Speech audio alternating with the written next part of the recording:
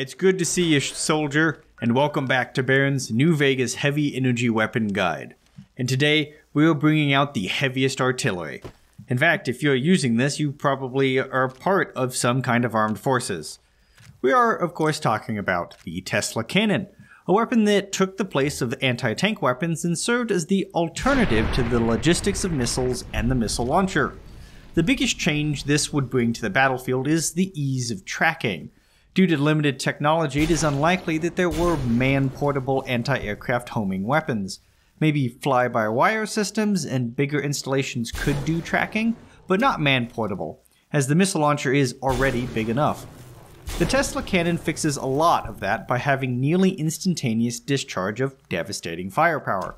While limited to line of sight, it is an incredible weapon, using some powerful mechanics in a similar way to the Gauss rifle, and also serves formidably as an anti-tank weapon with an easier reload and able to punch through armor like it wasn't there.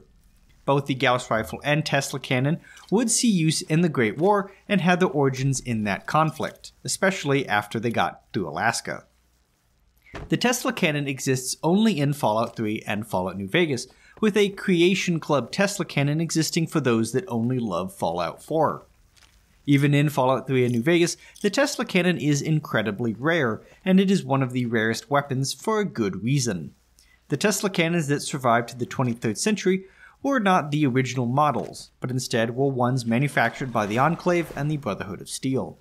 Utilizing the strangest and scariest form of Tesla coils you'll have ever seen, these Tesla cannons are an improvement on the alleged pre-war version, but are much harder to come across.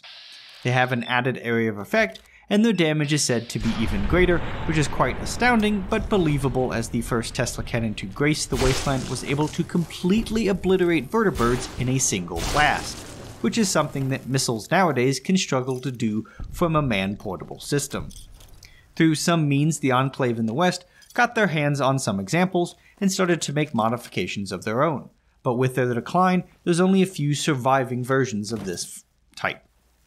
The use of the Tesla cannon in Broken Steel, its first appearance, is actually in line with Tesla himself's proposed use of the weapon. The idea behind the Tesla cannon is not plasma or lasers or lightning gun, it is actually something called teleforce. It is a concept that is transmission of energy through waves previously unexplored at Tesla's time, at least it explained in his treatise. It was inspired by the Van de Graaff generator, which was commonly called a Tesla coil, but the mechanics were closer to a railgun. Using electrostatic propulsion instead of a railgun's moving motor force of attraction, the device would hyperaccelerate a material inside a vacuum chamber. The chamber of lightning at the heart of a Tesla cannon is probably a factor of this. The main difference is that instead of rails to conduct the projectile, the teleforce would be motivated by some wave created by this propulsion that allowed excess power transfer. Now, what about that extreme damage? Well, the weapon does have a different damage profile compared to the Broken Steel version, which even had a special script to one-shot vertibirds, but was a single-shot weapon itself. On the west coast, the Tesla cannons do 80 damage in a small radius around the center of the shot, and do 20 damage per second for 2 seconds to anyone affected by the blast. It seems the Enclave did not make the same discoveries as the Brotherhood of Steel. But these ones can fire 4 shots from their 20-cell magazines, taking 5 energy charge packs per shot, and can fire at a rate of 1.3 attacks per second. This gives it a DPS of only 107.4, and with a reload of 3.2 seconds, it sits with a very low DPS of 52.1. Sadly, this does not seem to live up to the hype. It is, however, accurate for a huge weapon at 0.1 spread, and its instantaneous travel to the target is better than most energy weapons. In VATS, it takes 37 AP to fire one shot, and it is a good ratio of 3.2 damage per AP if you consider the dot. In fact, the damage over time is some of the best in the game. Now, it also has good crit performance of a ×2 multiplier, but that only does an extra 40 damage per crit. And although unlike the other heavy energy weapons, this cannon can easily get headshots, which doubles the damage, although the shoulder-style mounting makes it hard to see sometimes. Now sadly, it doesn't do the pulse effect of the pulse gun, or the pulse grenades, which is strange, but it is a minor thing in New Vegas considering the lack of those enemies.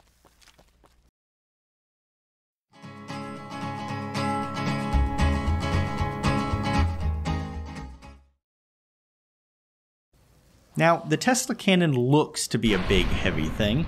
It takes 8 strength to wield, like the other heavy energy weapons, and it's the same 100 energy weapon skill requirement. Although, despite its massive size and imposing profile, it weighs the least of all of them. And in fact, it will make you think it isn't a heavy weapon at all, at only 8 weight, which makes it seem like it should have a lower strength requirement, since it's only the same as a laser rifle and only 1 more than the Gauss rifle. Now, how much to buy it? Well, it's a cool 8,700 caps, but with no mods, it is cheaper in the end than other heavy energy weapons. But for just the weapon itself, it is one of the most expensive weapons around. But luckily, its ammo is cheap, and it is relatively durable for the amount you'll have to fire it. Shooting 395 standard rounds, 466 bulk rounds, 262 overcharge, and 155 max charge rounds. Now, as I said before, the electron charge packs are fairly cheap. They cost 1 cap per round, or 5 caps per shot, and give you the -2 DT again, something which is not needed with the higher base damage of the Tesla cannon. Now, overcharge ammo costs 2 caps per round, or 10 per shot, and can be made for 3 standard for 2 overcharge, a way to make money. The overcharge style of ammo does 25% more damage and reduces enemy DT by 5, but it shortens the gun's life by 50%. Now, the max charge ammo also costs 2 caps per round, or 10 per shot, but it takes 5 standard for 2 max charge ammo. This increases damage by 50% and reduces enemy DT by 10, which brings the damage up to almost the impact damage of a missile launcher. But unlike the missile launcher, it can get headshots. This does reduce the life of the cannon by 2.5 times, making it for only the big, dangerous enemies or the fights in which case you're going to fight a lot of Deathclaws, for example. Bulk ammo is the last type, and costs 50 caps for a box of 100. It is the cheapest way to feed your cannon, but it is the usual 85% damage and wear rate. Now, this is a good choice for someone that is going to use the Tesla cannon a lot, considering it already does a lot of damage and it has relatively low durability. Now, due to the usage of 5 packs per shot, there is some need to meter your shots unlike the plasma caster, but the Brotherhood of Steel and Legion ammo containers can alleviate this problem, but the amount of targets meant for this thing is fairly low.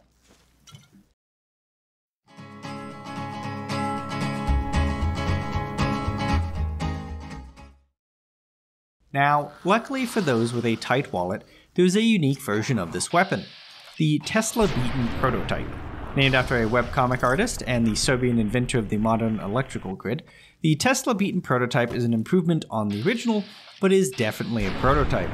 Featuring 90 damage per shot, which now takes 6 electron charge pack, but with a capacity of 24 to compensate, and it does an increased damage over time of 25 per second for 2 seconds. This is now 140 damage from a single shot instead of 120, a marginal difference to most things.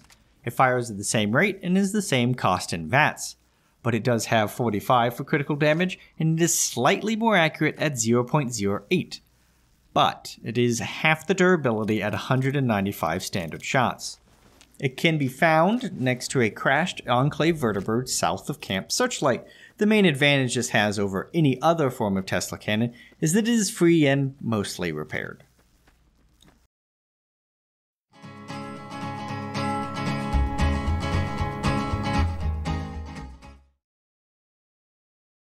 Now, if you want the normal Tesla cannon, it can be bought from Knight Torres, the Great Khan Armorer, and Gloria Van Graff in the Silver Rush, making it fairly easy to buy, but the Brotherhood of Steel Safe House is the only place someone can find it for free, and that requires doing almost all of the Brotherhood of Steel quests outside of Veronica's, which is pretty good since that one can be very buggy. So if you don't want to get the free unique one, you will have to shell out some caps. Now, for the conclusion, the Tesla cannon used to be a plot important weapon. It helped the Lone Wanderer defeat the Enclave, but in New Vegas it no longer has that importance. It can be used to kill Kimball in his vertibird, I think, but I'm not too sure.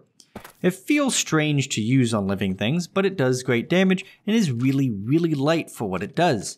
For those that are inclined to energy weapons, it's definitely a weapon to have, especially considering that you probably won't be using missile launchers. And in a hardcore game, the lightness of the Tesla cannon and the electron charge packs makes it a definite alternative.